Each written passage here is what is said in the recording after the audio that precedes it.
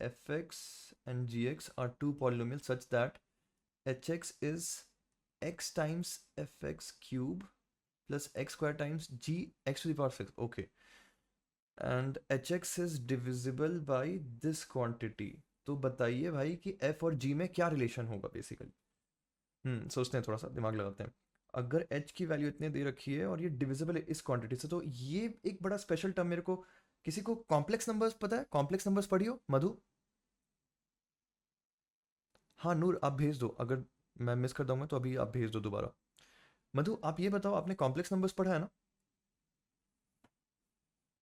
हाँ, तो complex numbers का एक कॉन्सेप्ट अगर आपको याद हो कि क्यूबिक रूट ऑफ वन क्या होता है, जरा बताना। ये सब इंटरैक्टिव रखते हैं। क्यूबिक रूट ऑफ वन कितना होता है, जरा बताना।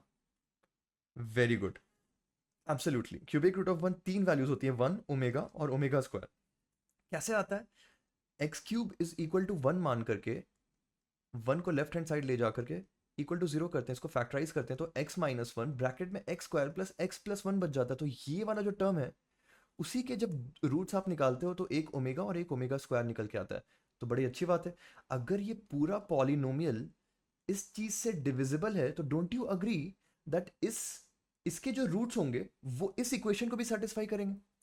मतलब इसके जो रूट्स हैं कौन से, एक ओमेगा और एक ओमेगा स्क्वायर, ये दोनों बारी बारी से एच एच ऑफ एक्स में मैं डालूंगा, यानी एक्स की जगह पे एक बार ओमेगा स्क्वायर डालूंगा, तो दोनों सेटिस्फाई होने चाहिए, राइट? तो हम लोग डाल के देख लेते हैं क्या रिलेशन आता है। एक बार चलो ओमेगा डालते हैं। तो x की जगह मैंने अगर ओमेगा डाला तो h ऑफ ओमेगा मेरा बन गया कितना, omega times f of omega cube plus omega square times g of omega to the power 6, right? और याद रखना, क्योंकि ये पॉलिनोमियल इस बड़े वाले पॉलिनोमियल को डिवाइड कर रहा है पूरा पूरी, इसका मतलब इसके जो रूट्स हैं वो इसको भी सेटिस्फाई करेंगे, यानी एच ऑफ ओमेगा एक्चुअली में कितना होगा, इक्वल टू जीरो आ रहा होगा, क्योंकि सेटिस्फाई करने वाला है, चाहे ओमेगा डालो या ओमेगा स्क्वायर, इस पूरे इक्वेशन को वो सेटिस्फाई करने वाला है। यानी कि एक इक्वेशन मिल गया हमें कि भाई omega f omega cube plus omega square g omega 6, this is equal to zero. This is equation number 1। उसी तरीके से ओमेगा स्क्वायर डाल देते हैं, इसी में ओमेगा स्क्वायर डाल देते हैं, तो omega square F of omega square का क्यूब कितना हो जाएगा, ओमेगा 6 प्लस ओमेगा स्क्वायर नहीं, ओमेगा स्क्वायर का square omega to the power 4 हो गया बेसिकली, और G of X to the power 6 यानी omega to the power 6, omega square का पावर 6 कितना हो गया, ओमेगा टू द पावर 12 हो गया शायद, राइट? ओमेगा स्क्वायर को भी 6 से रेज करें तो 6 into two 12, and this is also equal to zero. तो ये दो इक्वेशन बन गया। अब इन दोनों की मदद से हमें बस खेल खेलना है, चलिए देखते हैं। तो आपको एक चीजें पता होनी चाहिए कि ओमेगा का क्यूब कितना होता है, जरा बताना। मधु जरा बताना, हम डिस्कस करते हुए चलेंगे। ओमेगा का क्यूब कितना होता है, जरा बताइएगा।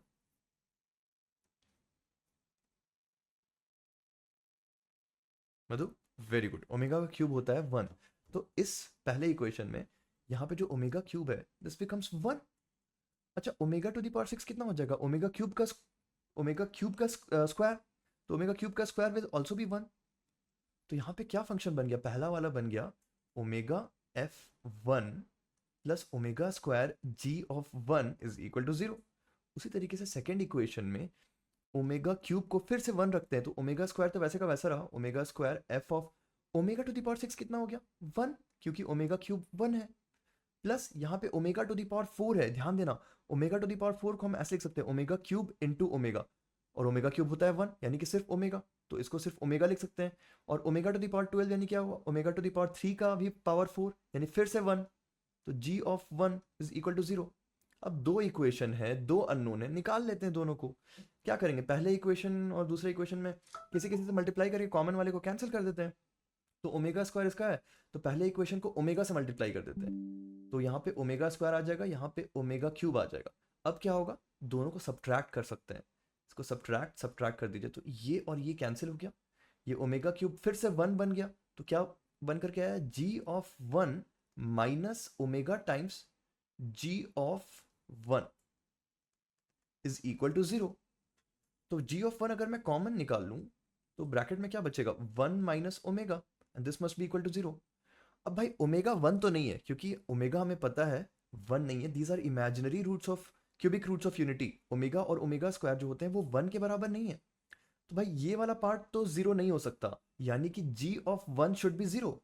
g of 1 should be zero भाई साहब, ये जीरो होगा ही होगा।